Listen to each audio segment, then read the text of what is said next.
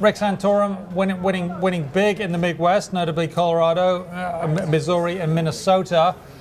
Can Mitt Romney fight back in those, with the same voters that were conservative voters that were really backing Rick Santorum?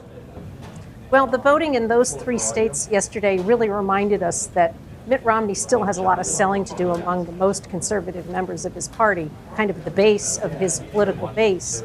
There had been signs that he'd been making some headway among conservative voters in the previous 2 big voting states, in Florida and in Nevada. He showed signs of getting a larger share of the very conservative Tea Party activist types.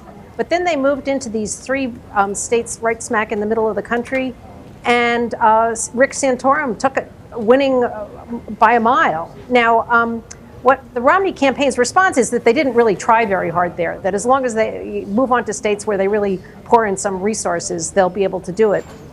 But what that tells us is that unless he goes in and makes a really concerted effort, he's not really making the sale with conservatives. So, isn't that what you tell your parents when you failed an exam? It's okay, I wasn't really trying very hard. It's sort of a feeble excuse, isn't it? I would have been top of the class if only I'd tried. It's sort of almost a coward's way out.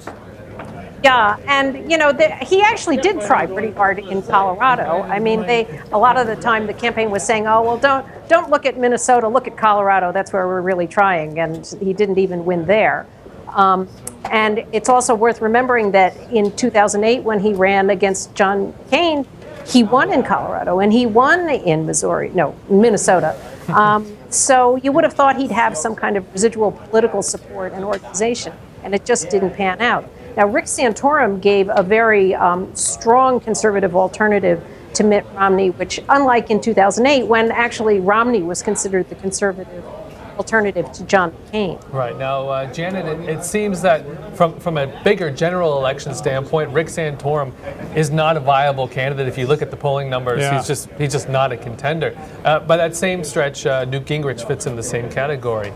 So let's just try to step a little bit further, and let's say that Romney, for all of his faults, gets through this gauntlet. What are independent voters feeling right now about Mitt Romney, the people in the swing states and the swing districts who will actually decide this election? Well, that's really a good question because, in the end, the betting still is pretty strongly that Romney's going to be the nominee.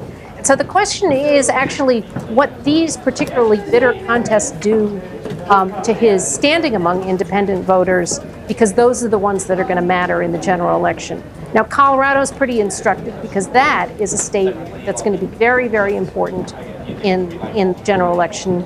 President Obama's targeting it heavily. But there are signs that the very negative campaigning that Romney's been doing and the subject of in states like Florida and Nevada, where there was a lot of campaign direct engagement, that's hurting his standing among independent voters.